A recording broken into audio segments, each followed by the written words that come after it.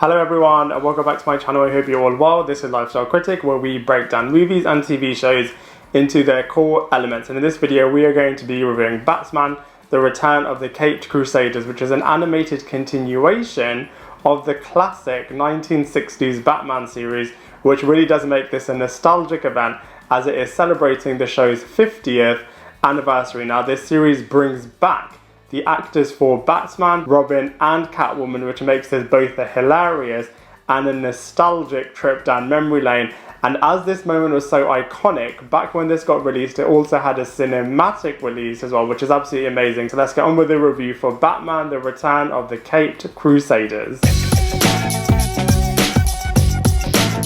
Now, the kooky storytelling style of the 1960s Batman series is definitely back, and this movie special brings together Batman's four biggest villains together into this mission, namely Joker, Riddler, Penguin and Catwoman, as they attempt an outer space elaborate plan that also involves turning Batman evil. Now this story has loads of twists and turns involved, especially as the villains also get their hands on a replication ray, which causes a lot of chaos as well. So from a storyline point of view, there's actually quite a lot going on in this movie special.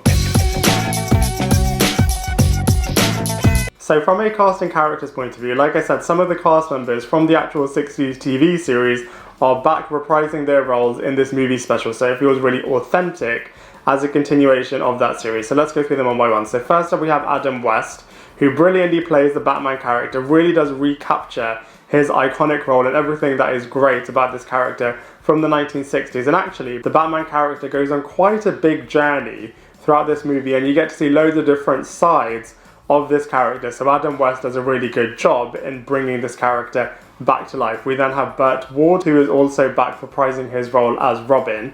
I do feel like this character is a little bit annoying, as I do feel like this adaptation of the Robin character is a lot more irritating versus the newer adaptations for the character. But that being said, Burt Ward really does recapture the essence of this version of Robin. We then have Newmar, who is back as the Catwoman character, as they've got the original actress reprising her role. You definitely see a lot more of the Catwoman character than all of the other villains, which is absolutely brilliant. We also have the other iconic villains, namely Joker, Penguin and Riddler, all back from their 1960s counterpart versions. Unfortunately, those actors aren't back, but the characters definitely do resemble the way in which they look from the 1960s. We also have Commissioner Gordon, Alfred and Aunt Harriet back as well. Again, these actors didn't reprise their roles, but the characters are really reminiscent to how you remember them from the 1960s. And then finally, you do see cameo appearances from the other villain characters as well. So from a cast and characters point of view, this film actually packs in quite a lot. So it's absolutely brilliant from a cast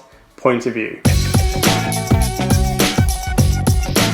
So from a visuals point of view, the iconic and unique 1960s style and aesthetic is back in this movie special, which is absolutely brilliant.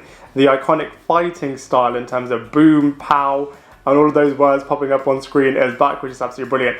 And the brilliantly iconic theme tune is also back as well. So from a visuals point of view, this movie special is absolutely brilliant, as it really does recapture the magic of the 1960s version.